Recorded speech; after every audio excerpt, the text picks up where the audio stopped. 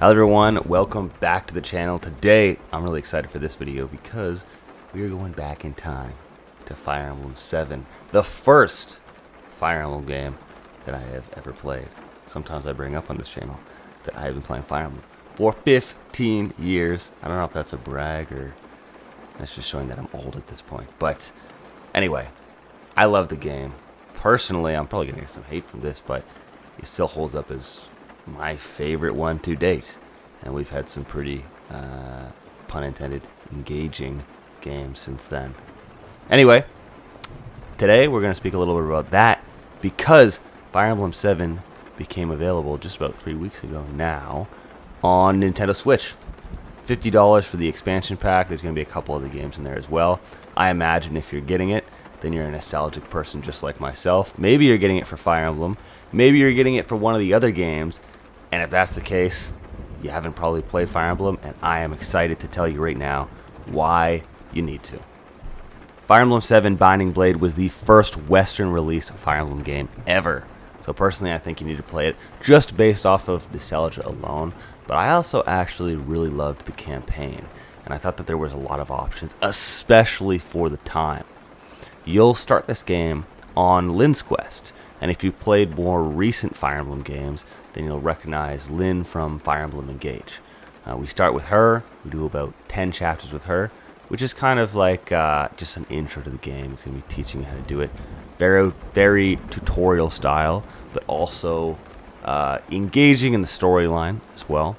And I don't want to ruin too much, but the whole purpose is she's trying to save her grandfather from an evil villain who is his brother, actually.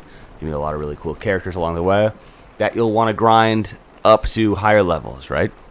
But you don't get a ton of time to in only 10 chapters. Now, when that finishes, you now get to start a new quest, which is with another character by the name of Eliwood.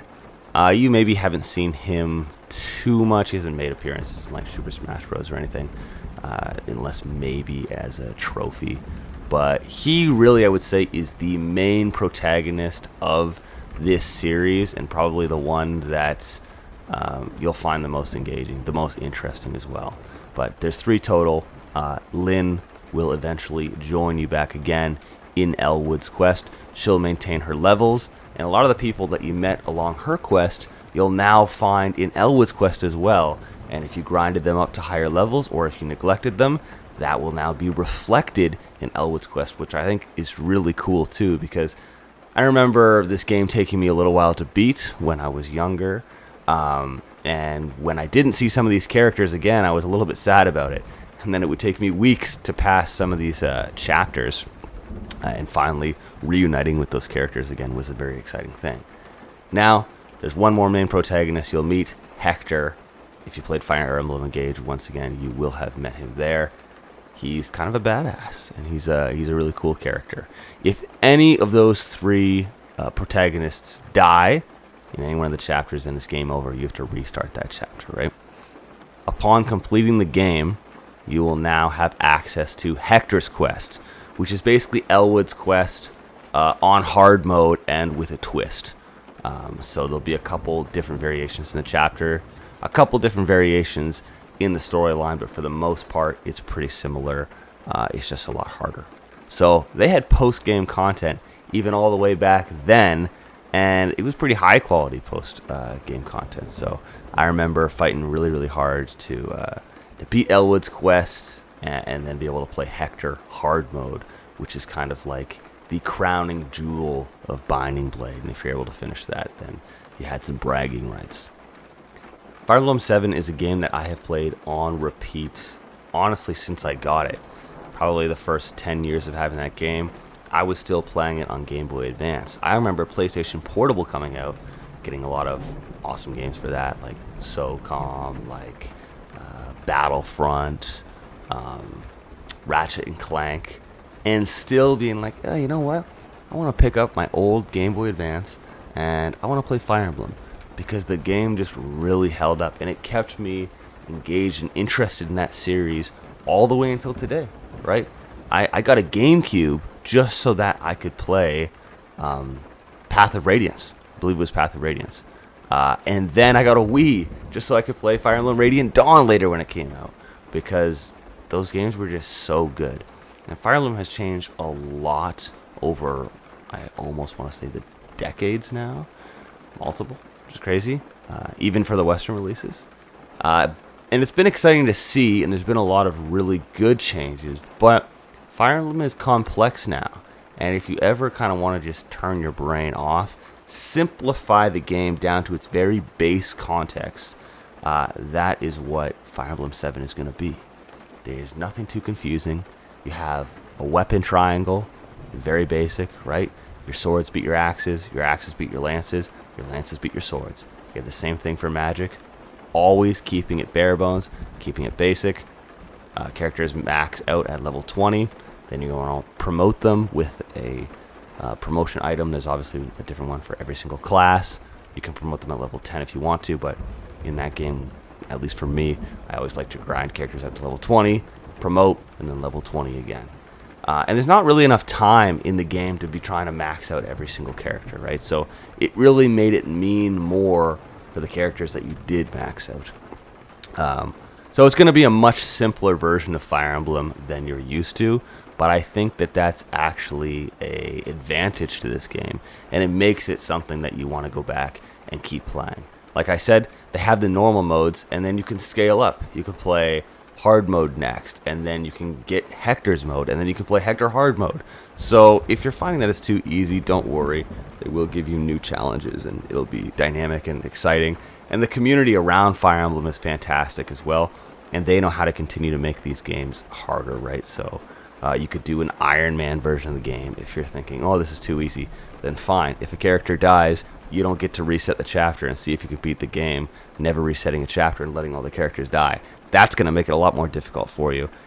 And they have other ways of making it more difficult as well. And don't worry, I've tried a lot of these.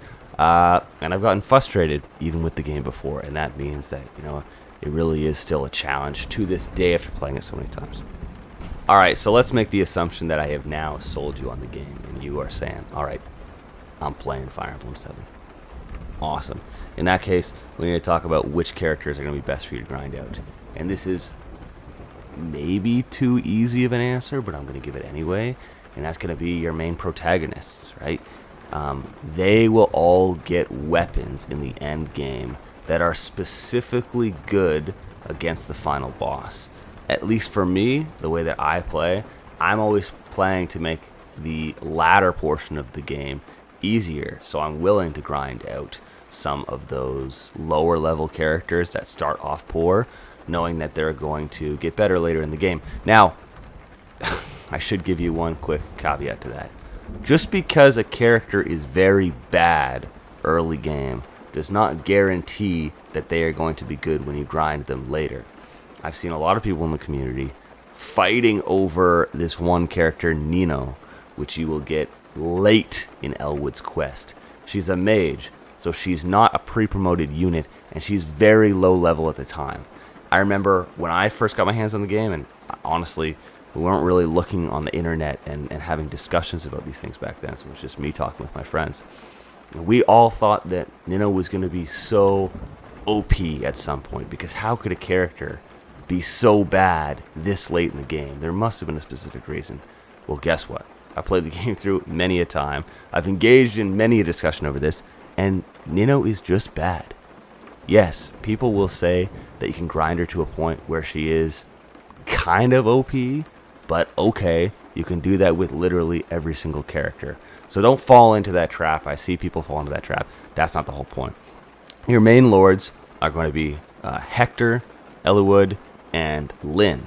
And if, like I said before, any of them die at any point, then you lose the chapter, you have to start over. So that already is a good reason to make sure that they're a higher level. They are going to be more forced into maps, and chapters, than any other characters as well. So if you're forced to bring characters, you want to make sure that they're actually going to be useful in battle. That's another reason to make sure that you're leveling them up. And then finally, of course, they're going to be the most helpful late game. So I always like to have them higher level because of that. There are a ton of other great characters as well, and there's a lot of nuance to all of this too. For example, you're going to get a character that is OP right at the beginning of Eliwood's quest named Marcus, and he's just so strong. He's a paladin, so he's already pre-promoted, and that is just nonsense at that point in the game because you're fighting against brigands, which are just little axe-wielding fighters, basically. I guess that's the closest unit that they're to. Or pirates, maybe, is another unit that they're close to. They're like level 3s, so he's just destroying them. And some people say that's a bad thing, right? Because he's just going to be stealing all your experience. But other people will say that it's a good thing because you can use him and he's effective in the most chapters. Because actually, the crazy thing about Marcus, too, is you can still use him late game. But he is stealing a lot of experience. So some of this I'm going to save for a later video if we want to get a bit more specific. The simplest thing I can tell you is just stick with your main protagonists. Find a couple other people that have good movement that you like. Because movement, as we all know, is the best stat in the game. Okay, now that we know the characters, how do you actually grind them out in this game? Well, first of all, the cool thing about Fire Emblem 7 is that it has bonus chapters, and there's specific things that you need to do to trigger them. So there'll be bonus chapters, I believe, in every single quest. So Lynn's has one, Elwood's will have a bunch, and then there's even more in Hector's quest, and there's some pretty cool ones. And you're going to be able to grind a lot of XP out of those bonus chapters, so that's your best opportunity to grind. But also you're going to get a ton of cool items, and in some cases even additional characters that you wouldn't have gotten. There is a bonus chapter in Elwood's quest that literally allows you to get the only shaman, so the only dark magic wielding character in the entire game is in a bonus chapter. So that's just kind of crazy to me. At the end of the game, there is one more character, Athos, who can wield dark magic as well, but he's not a dark magic specific unit. So think about it, you can miss a lot by not taking advantage of those bonus chapters. In a separate video, please subscribe to the channel so you can see the upcoming video. I'm going to break down all the bonus chapters and how to actually access them. In addition to the bonus chapters, in this game we have arenas, so that's a great way to kind of grind out some additional experience as well. You can send characters in there, and you can just continue cycling through there.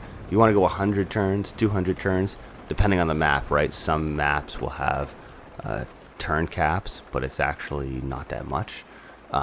So yeah, there are some maps where you could keep grinding. You could grind every single character you have in there to level 20, potentially promote, and then go to level 20 again. But that would be a lot of work, I would say. That would take some of the fun out of the game as well. And you risk in the arena being killed every single time because they'll try to find a unit that is similar to you in skill, or similar to you, in level. And that can just be an issue, right? Because you're always playing within a range where you could easily be killed. And sometimes they'll have someone who's really effective against you, right? And that's its whole own problem, so you don't really want to deal with that. In the arena, I also want to point out that you'll always be given generic weapons. So if you're going to walk in there with a silver sword thinking that you're some kind of badass and this is going to be how you grind your character up to a higher level, it is not going to work that way. But arenas are definitely something that you can take advantage of. In that same video where we do bonus chapters, I can go a little bit more into how to grind characters, but the most basic kind of on-the-nose tactic that you could use is just to put a character that can be injured by a final boss, because most of the final bosses don't move, in front of him. Injured, but not killed in one turn. I really want to make sure to point that out. And then you can obviously just put a healer behind them and heal. And if you have a dancer, then you literally go heal that character, dance for the healer, and then allow your other character to take the damage, repeat the process, and you can just keep repeating that. And it's super helpful. Keep in mind, a lot of the bosses in this game, I mean a lot, almost all of them, will have a long range weapon and a short range weapon. So always put that character one space away so that the enemy boss is using the long range weapon so that your healer doesn't go behind them and freaking get attacked by like a javelin or something, right? And your pathetic little healer gets killed in like one shot. You do not want that happening, so it's just something to look out for. Alright, I believe that I have rambled enough. I want to get into a lot of specifics now, and I don't believe that this is the video to do so. So, to conclude, let's just say this. $50, you can get this package. Has a bunch of other games in it, which you may or may not like. I recommend going and actually checking the Nintendo website in order to see what's available to you. If Fire Emblem is the only game available that you actually care about, is going to be worth $50. I don't know. That's up to you. I would love it if you let me know down in the comments. Are you going to buy this package? Are you going to play Fire Emblem 7? Are you just going to download it on an emulator? You let me know. I'd love to hear from you. Don't forget to like, comment, and subscribe, and I will see you in the next video. Peace.